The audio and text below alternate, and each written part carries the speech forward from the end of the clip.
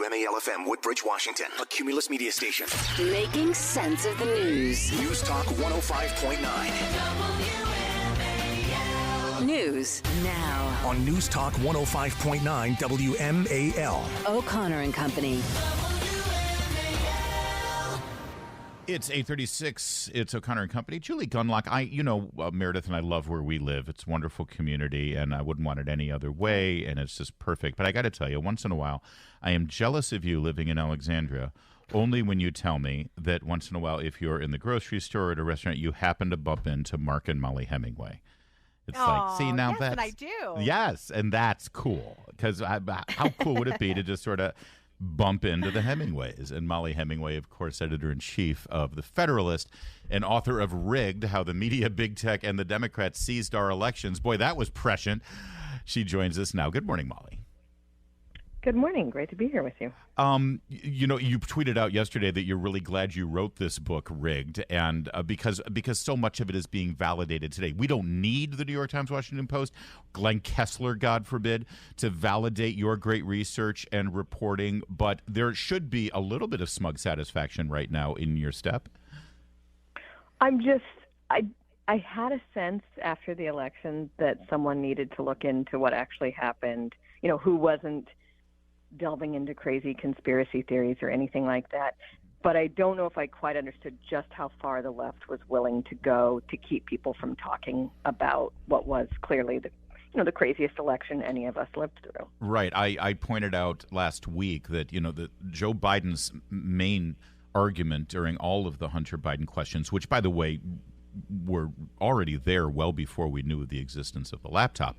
He spent a year saying that he never talked to his son about his business, and then at the debate, breathtakingly in the debate, when challenged about making money from China, he said, "My son and no one in my family ever made any money from China." Well, Mollie, how did he know his son ever made money from China if he never talked to his son about his business? That would have been a good question for the moderator to ask right at that moment. Thank you. Yeah.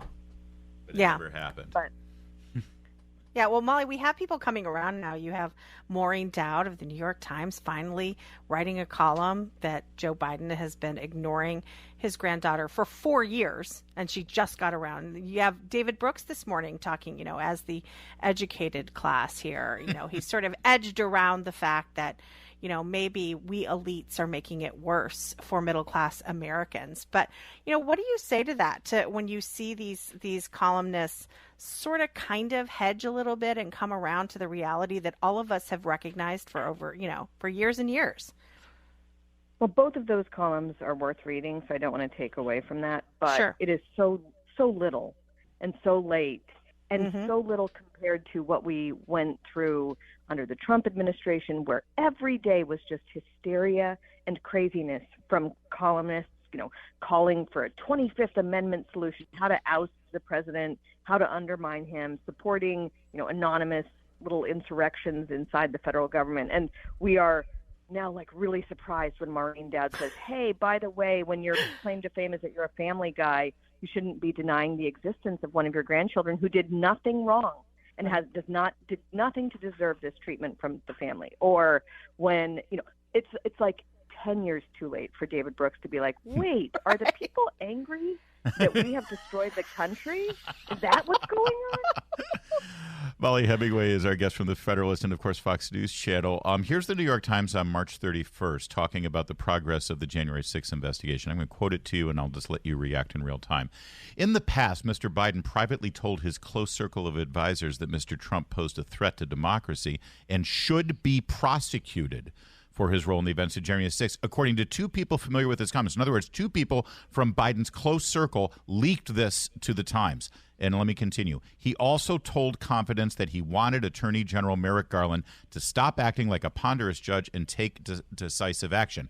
Now, this is trademark how things work in this town, Mollie, because instead of Joe Biden picking up the phone and saying that to Merrick Garland, he has people leak it to the New York Times. It's in the New York Times. Merrick Garland sees it, and, well, what happened next?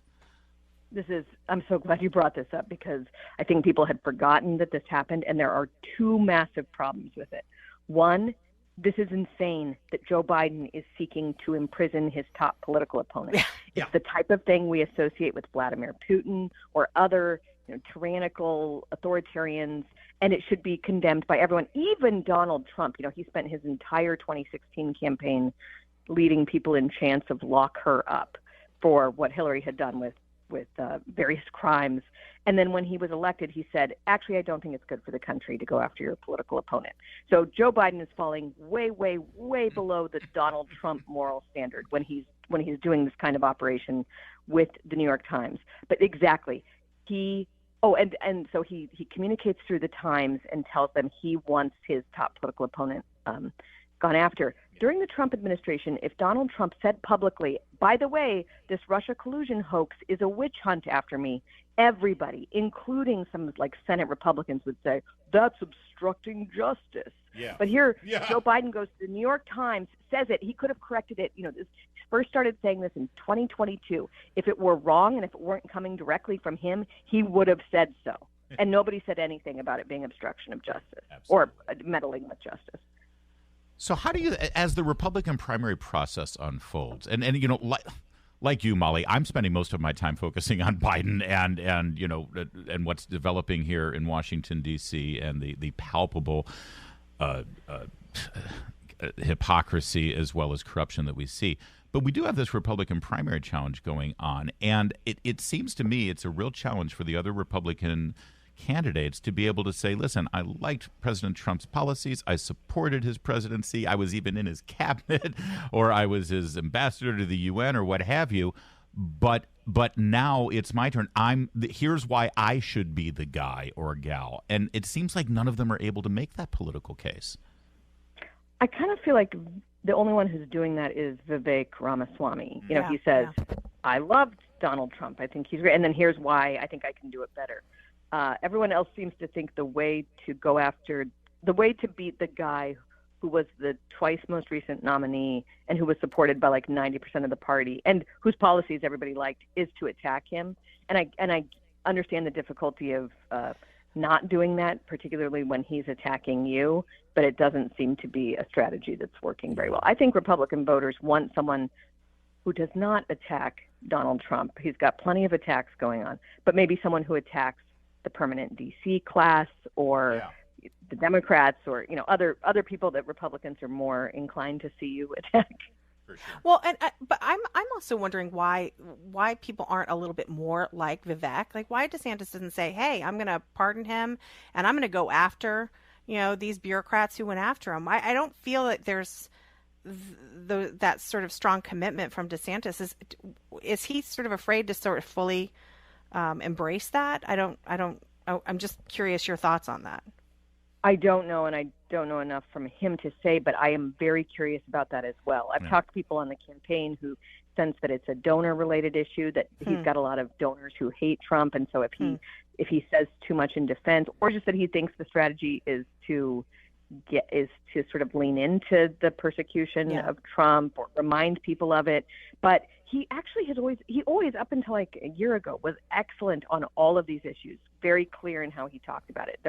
He wouldn't say like, oh, the DOJ is bad, but Trump is bad too. He would just really be laser focused. So there's been a change that I don't understand, actually, and I don't know if it's serving him well. Friend of the program, Mollie Hemingway, thanks for joining us as always. Great work at the Federalist and on Fox. And give our best to Mark, who's also doing some great work right now. Will do. Love you guys. Thank you.